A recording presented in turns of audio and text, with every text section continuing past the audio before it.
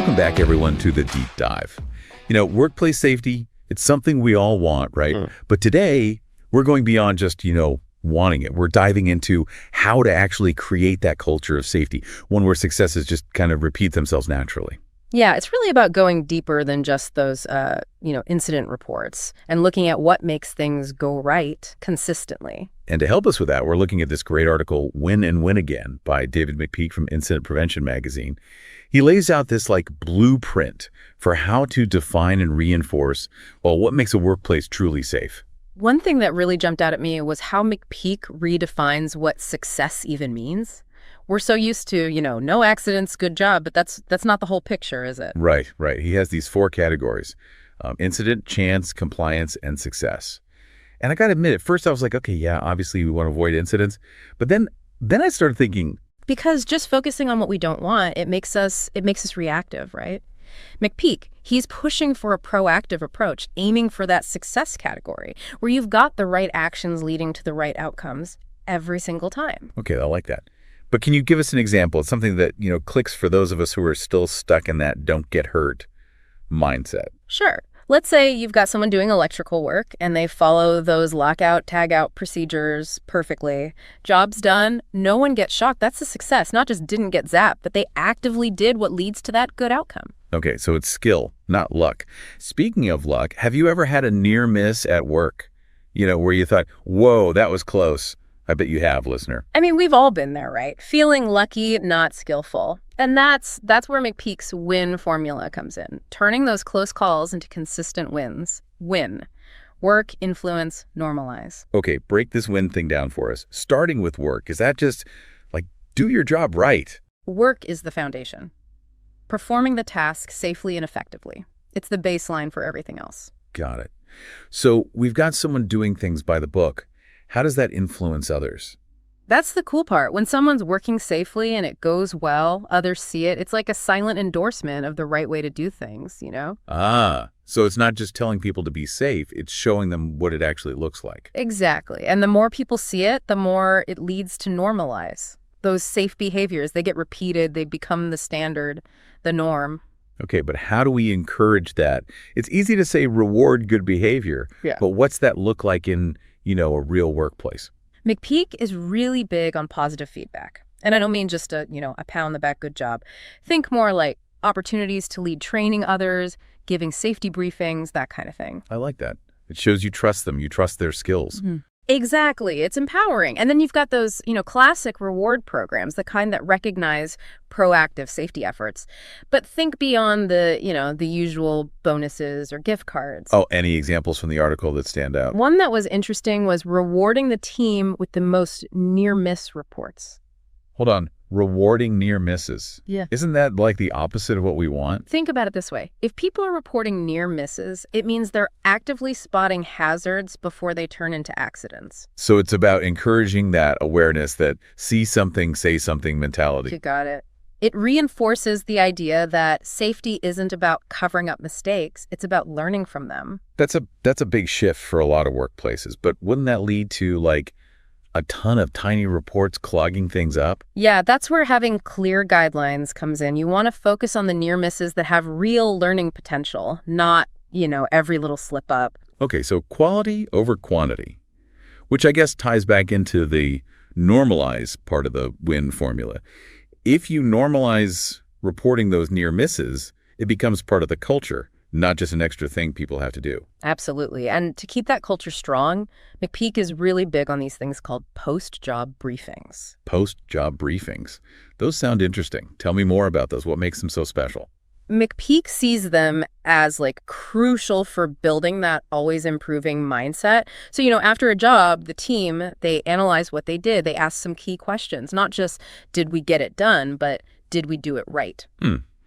What kind of questions are we talking about here? He suggests starting with what could we have done better? Simple, but, powerful. Then what did we do well that we need to keep doing? It's not just about fixing problems. It's about replicating the successes too. So turning those good moments into standard practice? Exactly. And to push it even further, there's were we lucky or were we good? Sometimes we get away with things. That's where we need to be honest and ask, how can we make lucky good and good great? I love that. It's not settling for good enough. It's pushing for, excellence and safety. But in your experience, what kind of recognition actually motivates people? Everyone's different, right? Oh, absolutely. It's definitely not one size fits all, but I've seen that, sincere, specific recognition works wonders, not just a generic good job, but calling out what they did well and why it matters. Makes it personal. Shows you're paying attention, not just going through the motions. Yeah. And sometimes the reward is giving them chances to, share their expertise, leading training, mentoring new folks, tapping into that pride and doing things right. This is all great for the individual. But McPeak also says this: any behavior that doesn't get reinforced becomes nearly extinct. How do we apply that to a whole workplace culture? It means, we can't just hope for the best. We have to actively promote those safe behaviors. That's where leadership comes in. But we'll dive into that more in the next part of our deep dive. Great point. We've covered a lot of ground already, from redefining what success even means to understanding how those individual actions can shape a whole workplace. But before we go further, I want you, the listener, to think about this. What's one small thing you saw someone do today that made work safer but maybe, went unnoticed? How could you reinforce that so it doesn't become extinct? Hold that thought. We'll be back right after this. Welcome back to the Deep Dive. We're right in the thick of it now, figuring out how to make safety, well, more than just a checklist, right? More like a culture that really sticks. We've been using this article by David McPeak, Win and Win Again. It's been a roadmap so far. He gives us some really practical ways to define and repeat those safety wins, Yeah. We talked about those 4 categories of outcomes, remember? Incident, chance, compliance, and success. And how we need to shift our thinking away from just avoiding the bad stuff and towards actually building good habits. Right. And then we unpacked his WIN formula, right? Work, influence, normalize as a strategy to make those good habits the standard way of doing things. Yeah, it's all about making those desired behaviors second nature, not something folks have to think about all the time, Exactly. And before we went to break, we were talking about how to actually reward those positive behaviors in a way that really resonates with people. Because a generic attaboy or a attgirl, that just doesn't cut it, right? You got to show people you actually value their efforts. Absolutely. And don't underestimate the power of peer-to-peer recognition, too. A shout out from a coworker can mean just as much, if not more, than praise from a manager, Oh, yeah, I've definitely seen that myself. There's something about being recognized by the people you work alongside every day. It just feels different. Yeah, it creates that sense of we're all in this together. Yeah. Shared responsibility for safety, not just a top-down thing. Yeah, that feeling of ownership, that's huge. What are some other ways we can make people feel like safety is everyone's responsibility, not just something management dictates? One powerful way is to involve employees in the process of, spotting hazards and coming up with solutions. They're the ones on the front lines, right? They know the risks best. Yeah, you're tapping into their experience, making them feel like they're part of the solution. Right. McPeak talks about this in the context of, those post-job briefings we mentioned before. Instead of just a supervisor leading the discussion, get the whole team involved. Make it like a brainstorming session, right? Yeah. Where everyone can contribute. Exactly. And that brings us to, I think, a really important takeaway from McPeak's article. Creating that culture of continuous improvement. It's not about being perfect. It's about always striving to do better. Right. Constantly learning from our experiences, making safety like an ingrained part of everything we do. But how do we measure progress with that? I mean, safety culture, that seems like a pretty intangible thing. It's a challenge for sure, but not impossible. McPeak suggests looking beyond, those traditional metrics like incident rates, and instead focusing on those leading indicators. Those are the things you can measure that actually predict future safety performance. So instead of just looking at what's already happened, we're trying to get ahead of the curve. Precisely. One example McPeak mentions is the number of near-miss reports. Oh, right. Yeah. That ties back to what we were saying earlier about rewarding near-miss reporting. Exactly. An increase in those reports, it might not mean things are getting more dangerous. It could actually mean people are more aware of potential hazards and more comfortable reporting them. It's about what those numbers tell us about the overall safety culture, right? What other leading indicators should organizations be tracking? Well, it depends on the specific industry and the work environment, of course.